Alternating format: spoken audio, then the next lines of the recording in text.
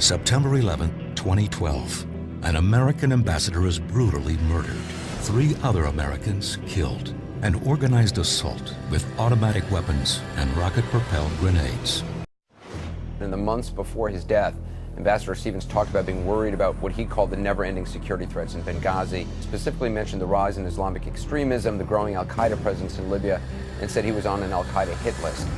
A security request submitted 4 months earlier, denied, even after 2 bombings preceding the anniversary of 9/11, and fears of being killed expressed by Ambassador Stevens himself. Yet President Obama's officials insisted they had no actionable intelligence requiring increased security. Then, the attack, and Obama and his administration wouldn't call it terrorism for 14 days. Within hours of the attacks, Obama officials received numerous intelligence reports indicating the attacks were organized and al-Qaeda was involved. Communications intercepted between al-Qaeda and Libyan militants bragging about the attack. Every sign pointed to terrorism. But for 2 long weeks, Obama and his team blamed a video. Why?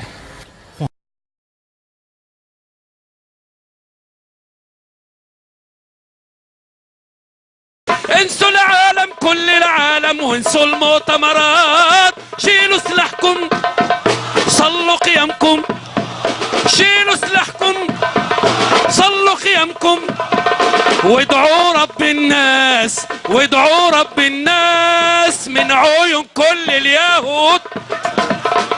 يلا يلا يا عشاق الشهادة من عيون كل اليهود طيروا النعاس. يلا يا عشاق الشهادة. نعم، كل عشاق الشهادة هم حماس، ونقولها من هنا من المحلة، من قلب الدلتا، من قلب مصر، وليسمع العالم جميعا. ولن نوري ولن نواري ولن نداهن. نعم، هدفنا القدس، سنصلي في القدس او ننال الشهادة على اعتاب القدس. على القدس رايحين شهداء بالملايين، على القدس رايحين شهداء بالملايين. الآن انتخابات أمريكية، طلع مواطن أسود أصله من كينيا، افريقي ومسلم، وكان يدرس في مدرسة إسلامية في إندونيسيا، اسمه أوباما. والناس كلهم صفقوا لهذه الشخصية في الوطن العربي وفي العالم الإسلامي وفي أفريقيا، واستبشروا بخير وصفقوا له وصلوا من أجله ودعوا له بالنجاح، وربما يكونوا قد دخلوا حتى في حملات التبرع الشرعية لتمكينه من الفوز في رئاسة أمريكا. لكن فوجئنا بأن أخانا وشقيقنا الأفريقي الكيني الأمريكي الجنسية يطلع بتصريحات صدمت كل مؤيديه في العالم العربي وفي افريقيا وفي العالم الاسلامي. كونك هو يقول ان القدس ساعملها عاصمه الى الابد للاسرائيليين، كونك هو يقول ان القدس ساعملها عاصمه الى الابد للاسرائيليين، هذا يدل على انه ان اخانا اوباما يجهل السياسه الدوليه وما هوش مطلع على ملف الصراع في الشرق الاوسط. راينا حلم الخلافه الاسلاميه، حلم ارض الخلافه يتحقق باذن الله على يد الدكتور محمد مرسي ومن معه من اخوانه وجماعته وحزبه. راينا الحلم الكبير الذي نحلم به جميعا، الولايات المتحدة العربية. الولايات المتحدة العربية ستعود إن شاء الله، ستعود الولايات المتحدة العربية على يد هذا الرجل ومن معه إن شاء الله. ستكون عاصمة الخلافة، ستكون عاصمة الولايات المتحدة العربية هي القدس إن شاء الله. قالوا الدستور قرآننا، كأن الدستور حاجة عظيمة جدا يعني، لكن الإمام البنا رحمة الله عليه قال لهم لا، بل القرآن دستورنا، بل القرآن دستورنا كان وسيبقى، سيظل القرآن دستورنا، القرآن دستورنا، والرسول زعيمنا، والجهاد سبيلنا، والموت في سبيل الله أسمى أمانينا، وفوق كل ذلك الله غايتنا. ستكون عاصمتنا ليست القاهرة ولا مكة ولا المدينة، وإنما القدس إن شاء الله، وسيكون هتافنا على القدس رايحين شهداء بالملايين، على القدس رايحين شهداء بالملايين، على القدس رايحين شهداء بالملايين، على القدس رايحين شهداء بالملايين، على القدس رايحين شهداء بالملايين. الشريعة ثم الشريعة ثم الشريعة، ولا خير في هذه الأمة، ولا خير لهذه الأمة، لا خير فيها ولا خير لها ولا نهضة إلا بالشريعة الإسلامية.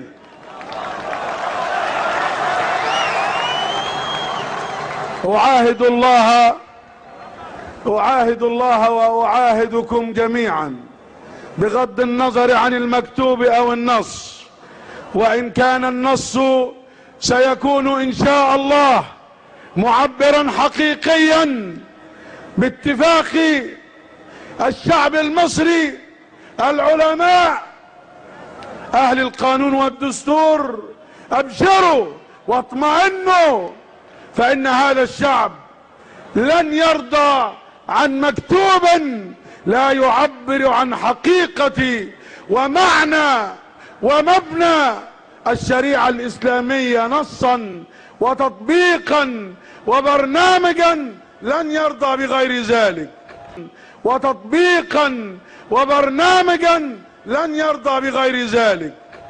Today, after the really kind of bizarre scene on the convention floor yesterday as the Democrats tried to amend their party platform, it came after criticism for dropping the word God and failing to refer to Jerusalem as the capital of Israel. Here, look at this now. Is there any further discussion? Hearing none, the matter requires a 2/3 vote in the affirmative. All those delegates in favor say aye. All those delegates opposed say no. In the opinion of the... Let me do that again. All of those delegates in favor say aye. All those delegates opposed say no.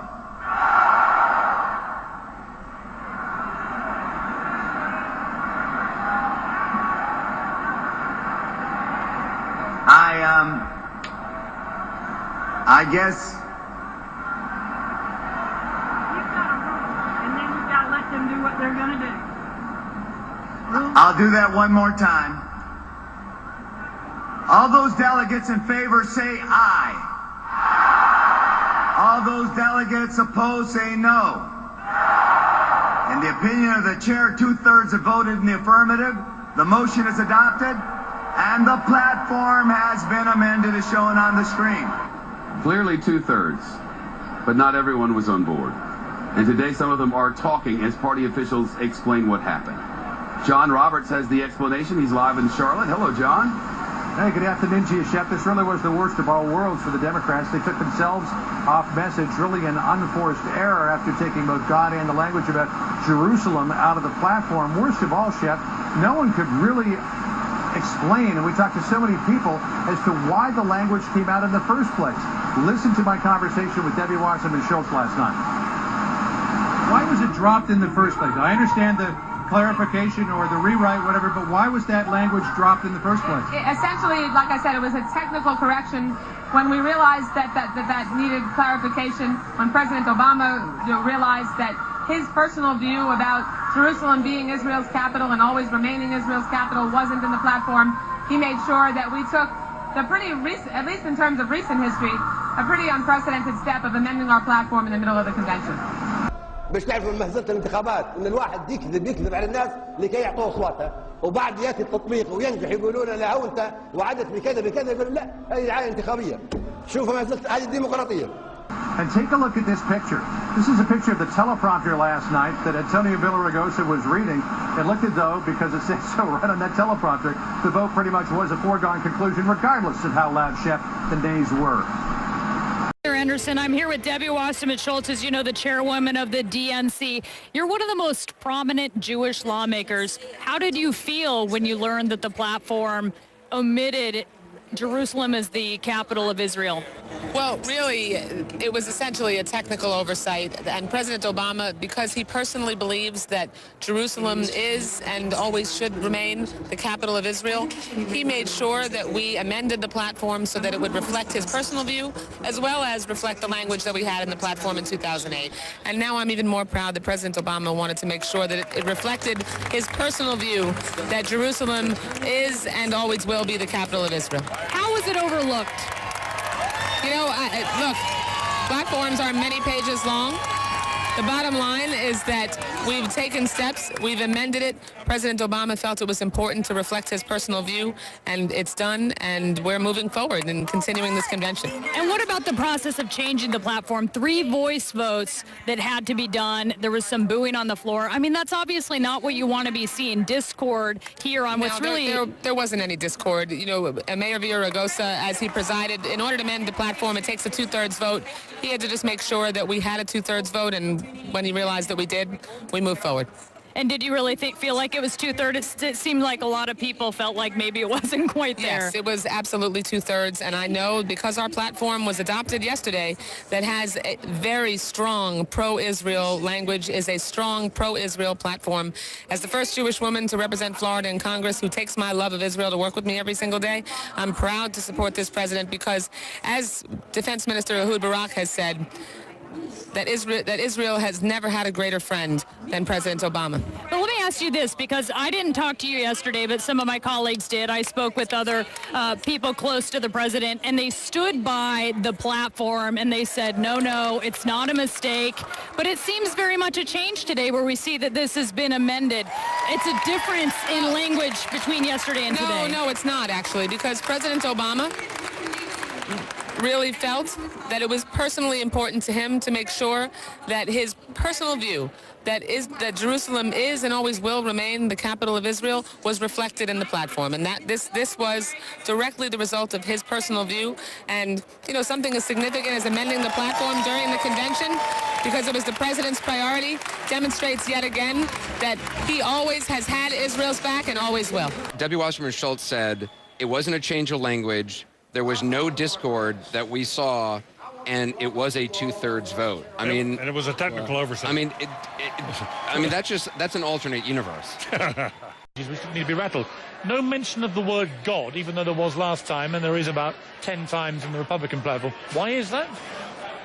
Well, we have a commitment through all faith traditions that our values are reflected in our policy. And that means that we should look out for the least of these, that we should fight for the middle class, that we should help everyone in America have an opportunity to be successful. Right, but was the word God deliberately taken out, or was it a mistake? Oh, of course not. Of course not. We have a platform that actually reflects the values of many faith traditions, and it's the policies. The thing is, somebody has deliberately taken out the word God, because it was in the last one. I can assure you that no one has deliberately taken God out of our platform. So it was an accident? What I can tell you is that our policies and our values are reflected in many faith traditions, and that's what our platform is all about. Okay, what about the other strange comments which came out about Israel and Jerusalem? Jerusalem is and will remain the capital of Israel, was in 2008 platform, no longer there. And also this idea that Israel was the closest ally of America in the Middle East, that's also come out. Why would they come out, those things? Throughout our platform, it is very clear that President Obama and Democrats are committed to maintaining a strong U.S.-Israel relationship, maintaining Israel and supporting Israel as a Jewish and democratic state, and ensuring that we have the strongest possible language, much stronger than the language the Republicans have used, on ensuring that Iran can never achieve a nuclear weapon. So in words and in deeds, President Obama has stood by Israel and always will. Joining us this morning, Democratic Congresswoman Debbie Wasserman Schultz. She's from Florida. She heads the Democratic National Committee. What happened? Explain that whole thing to me, because that was a bit of a mess yesterday. The platform in 2008 had God and had Jerusalem as the capital of Israel. It was out in 2012. Why? Well, here's what happened. On Tuesday, we adopted a 100% strongly pro-Israel platform that I was so proud to support. I'm told that I'm the first Jewish woman to represent Florida in Congress. I bring my love of Israel to work with me every single day. So I was proud of our platform already. In fact, it has stronger language even than the Republican platform on preventing a nuclear-armed Iran. And then President Obama essentially said, you know what? My personal view is that Jerusalem is and always will remain the capital of Israel, and that was the language we had in 2008, and he felt that the platform should reflect his personal view. Why was it out? I mean, there was a change from 2008 to 2012 where the word God was missing and the capital, Jerusalem as the capital, was missing. Essentially, with Jerusalem, it was a technical omission, and nothing more than that. There was not any debate. Through the drafting process and the platform committee process, there was never any discussion or debate or commentary over adding or subtracting it. President Obama, when he realized that the language was not in there and it wasn't there from the 2008 platform. And that came after there was criticism of the platform. I mean, he didn't wake up one morning and discover that it wasn't there. No, let's not make more of this than it is. There was not any discussion about the fact that... No, I mean on TV, right? No, I mean on TV. No. I'm saying there wasn't any discussion beforehand or even since the commentary afterwards. This was President Obama's belief. See, the difference between our platform and the Republican platform is that President Obama knows that this is his platform, and he wants it to reflect his personal view. Right, but Mitt Romney... I hear you, I get it. We're not talking about the Republican platform for a moment. So there's a big difference. There is a big difference, but this moment I want to focus on the Democratic platform. From a platform that is his. So when there was sort of a backlash about these words not being in it, the president then said, this is my vision, and added it back in. But what happened on the floor was... You can't make the if-then statement. What I'm telling you is that this was essentially a technical omission. It didn't have... The adding of Jerusalem into the platform was making sure that the platform reflected more clarity on what was already a strongly pro-Israel platform. But it was added back in because you were getting backlash about it. No, it was not. It was added back in because President Obama personally believes that Jerusalem is and will remain the capital of Israel, and felt that the platform needed to reflect his personal view as well as the language from the 2008 platform. When you listen to that voice vote, I mean, part of the chaos was that, and when I spoke to the mayor, LA Mayor Antonio Villaraigosa yesterday, and I said, you seem surprised. He said, no, I wasn't surprised. He looked surprised that the ayes, the yays are as strong as the no's. Well, it is. If you listen, I've listened to it now 150 times. It is. I've been a legislator for 20 years now, and I can probably count on one hand the number of times that a unanimous vote was held. So, we have 6,000 delegates. For there to... But it was half and half. I mean, we're not talking even as. And it sounded almost 3 times. It sounded very, very close. And then at the end, he said, well, 2/3 majority. So that I'll go back to the fact that Tuesday we adopted a strongly pro-Israel platform that had even stronger language on Israel than the Republican platform does. And then we added, for the purposes of making sure President Obama's personal view on Jerusalem being the capital of Israel always and should remain, now we have even more clarity in our platform. But last night you said, and Anderson really took you to task for this, he wasn't interviewing you, but you were talking on the floor, that you said there wasn't any discord. There clearly was discord. People were saying no and standing up, and I mean, we have video of people angry. Among 6,000 delegates, to have a small amount of objection in any essentially legislative process is sort of par for the course, and that's all that was. You were there. Did it sound like a small amount of objection? No, there was some discord there. It was kind of hard to tell what they were mad about, whether it was God or whether it was the Jerusalem thing, although we did see some delegates with Arab American signs. My question is, yes, I think it's fair to say that there was strong pro-Israel language in the platform, but you know so well, maybe more than most, that the issue of Jerusalem being a capital is so politically sensitive. Was it just, how did it happen that that wasn't in there, given the fact that it was such a big deal that it was added 4 years ago for the Obama campaign to have an olive branch to the Jewish community? Like I said, our platform already reflected President Obama's incredible record in support of Israel, reflected that President Obama has always had Israel's back and will continue, as will the Democratic Party. And he believed, because this was omitted, he believed that it needed to reflect his view on Jerusalem remaining the capital of Israel. But it seems like an important issue to have a mess up on, right? I mean, of all the issues, of all the things that you could have a mistake on, this particular one seems like a really big one to be like, oh, technical issue. Let's be clear. I think that's why people are a little cynical about that. Clarity here is important. I agree. When President Obama realized that an important issue like Jerusalem, which he believes is and should remain the capital of Israel, when he realized that that omission was there, unlike Mitt Romney, who says that he opposes his party's platform on human life and that he wants an exception for rape, incest, and the life of the mother, never insisted, never did anything about it, didn't even try to change it. President Obama, when he realized there was this omission, said this platform should reflect the reason my why what you're personal saying view, is so and now it does. non-credible is because we all know President Obama does not feel strongly about Jerusalem.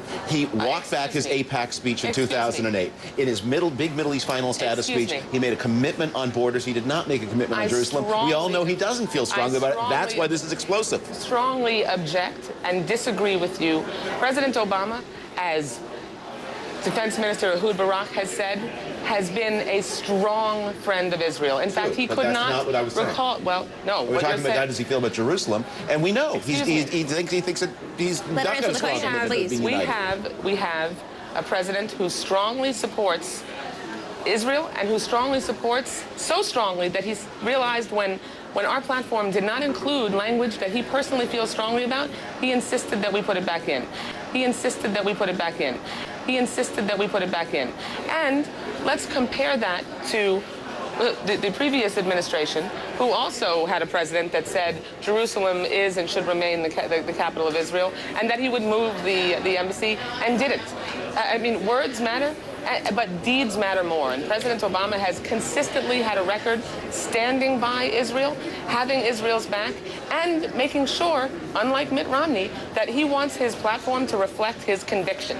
There's a clear choice and a clear difference. Words clearly matter. That's why we're having this debate about what happened on the floor, because that was chaotic. And now the words are in our platform because President Obama's personal belief was that they should be there. Congresswoman Debbie Wasserman Schultz, nice to have you with us. Thank you. Appreciate it. لا دي دعايه انتخابيه فاكرينها جد فاكرينها مظبوط نضحك عليكم اللي بياخذ اصواتكم. Yeah, but there were a lot of people who weren't happy with the way the vote went. We talked to a lot of Arab Americans and Muslim Americans, Shep, who thought that they were railroaded.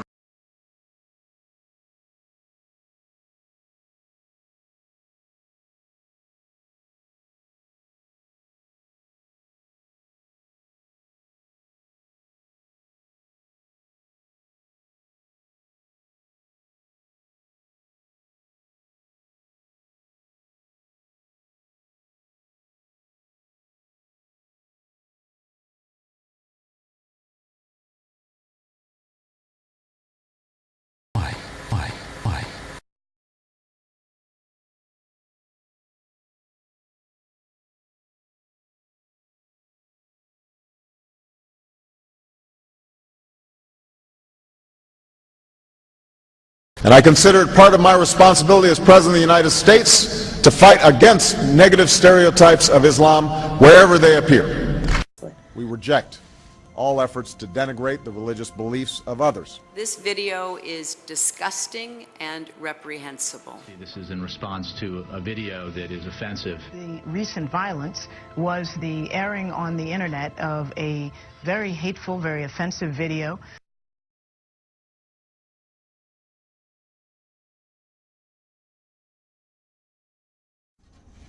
Since our founding, the United States has been a nation that respects all faiths. We reject all efforts to denigrate the religious beliefs of others.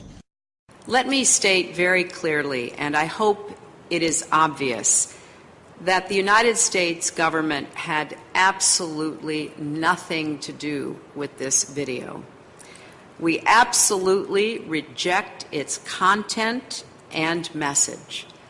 America's commitment to religious tolerance goes back to the very beginning of our nation.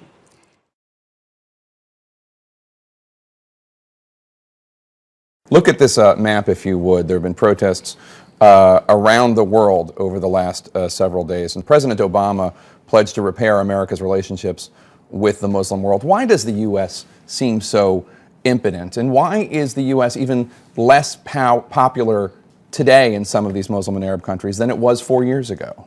Jake, we're not impotent. We're not even less popular to challenge that assessment. I don't know on what basis you make that judgment, but let me. It just seems that the U.S. government is powerless as this maelstrom erupts. It's actually the opposite. First of all, let's be clear about what transpired here.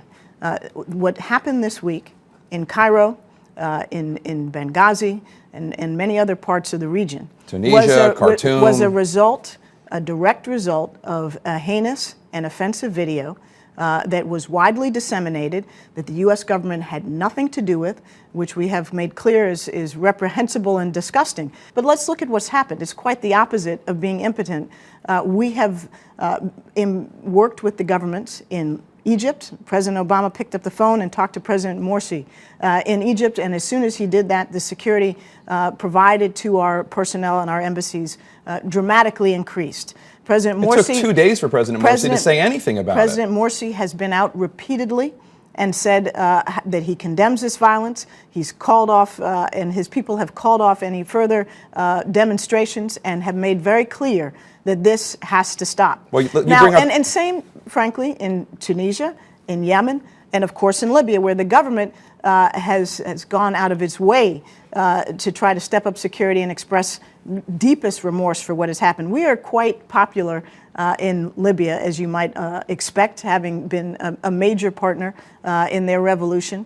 On September 13th, a Libyan newscast would connect the Muslim Brotherhood president, Mohamed Morsi, with the attack of the Libyan consulate. يقول لا ما تضربوش او مش عارف ايه ده اللي بعتنا دكتور مرسي.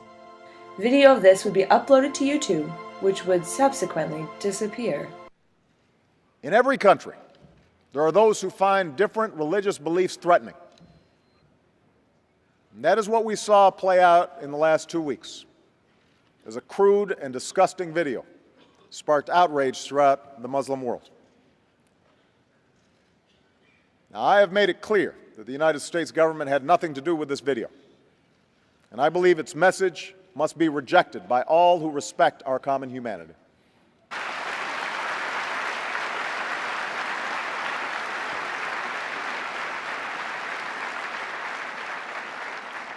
An ambassador is killed, U.S. embassies under siege as protests spread across the Muslim world.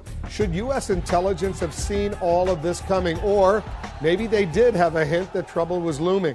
Joining us now, CNN's intelligence correspondent Suzanne Kelly, who's working this story for us. So, Suzanne, you have some new information on what U.S. intelligence may have known in advance of what's going on? What are you learning? Yeah, what they did know. We know that some 48 hours before the attack in Benghazi, an intelligence cable was sent to the embassy in Cairo, warning that the film was out there, this anti-Muslim film that you've seen, was out there on the internet, that it was circulating, and that they'd seen an increase in the traffic that was visiting this.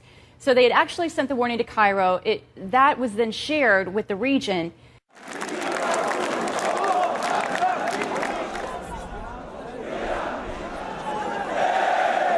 Then we knew this film was being circulated.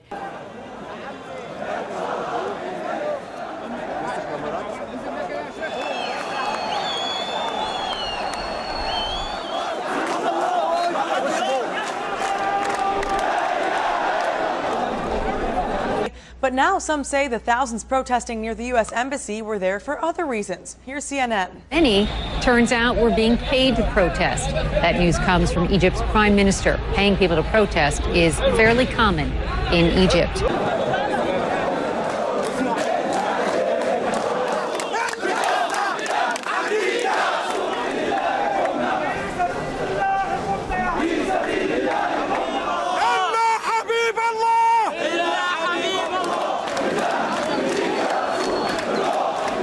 According to the BBC, the Prime Minister said of those arrested Saturday, 400 confessed to receiving money. Egyptian authorities are now investigating who issued the money. That the United States government had absolutely nothing to do with this video. You know, we have no information to suggest that it was a pre-planned attack. This was a calculated act of terror on the part of a small group of jihadists. The intelligence community continues to insist that there was no actionable intelligence. So that means actually they didn't have anything that they knew was coming that they could act on. That doesn't necessarily mean that this group didn't get together and say, you know, here's an opportunity, let's take it. If that a plan, then that was planned. This YouTube story would last 2 weeks, when Obama would finally admit it was a terrorist attack, but then would blame the intelligence community for feeding him erroneous information. Madam Ambassador, he says that this is something that's been in the planning stages for months. I understand you have been saying that you think it was spontaneous. Are we not on the same page here? Well, Bob, let me tell you what we understand to be the assessment at present. First of all, very importantly, as you discussed with the president, there is an investigation that the United States government will launch, led by the FBI. That has begun. But they're not there. They're not on the ground yet, but they have already begun looking at all sorts of evidence of various sorts already available to them and to us. And they will get on the ground and continue the investigation. So we'll want to see the results of that investigation to draw any definitive conclusions. But based on the best information we have to date, what our assessment is as of the present is in fact what it began spontaneously in Benghazi as a reaction to what had transpired some hours earlier in Cairo, where, of course, as you know, there was a violent protest outside of our embassy sparked by this hateful video. But soon after that spontaneous protest began outside of our consulate in Benghazi, we believe that it looks like extremist elements, individuals joined in that effort with heavy weapons of the sort that are unfortunately readily now available in Libya post-revolution, and that it spun from there into something much, much more violent. But you do not agree with him that this was something that had been plotted out several months ago? We do not have information at present that leads us to conclude that this was premeditated or pre-planned. Mr. President, let's begin with the news of the day. Were the Americans under attack at the consulate in Benghazi, Libya, denied requests for help during that attack? And is it fair to tell Americans that what happened is under investigation and we'll all find out after the election? Well, the election has nothing to do with four brave Americans getting killed and us wanting to find out exactly what happened. These are folks who served under me that I had sent to some very dangerous places. Nobody wants to find out more what happened than I do. But we want to make sure that we get it right, particularly because I have made a commitment to the families impacted as well as the American people. We're going to bring those folks to justice. So we're going to gather all the facts, find out exactly what happened, and make sure that it doesn't happen again, but we're also going to make sure that we bring to justice those who carried out these attacks. Were they denied requests for help during the attack? Well, we are finding out exactly what happened. I can tell you, as I've said over the last couple of months since this happened, that the minute I found out what was going on, I gave 3 very clear directives. Number 1, make sure that we are securing our personnel and doing whatever we need to. Number 2, we're going to investigate exactly what happened to make sure it doesn't happen again. Number 3, find out who did this so we can bring them to justice. And, you know, I guarantee you that everybody in the State Department, our military, CIA, you name it, had number 1 priority making sure that people were safe. These are our folks, and we're going to find out exactly what happened. But what we're also going to do is make sure that we are identifying those who carried out these terrible attacks.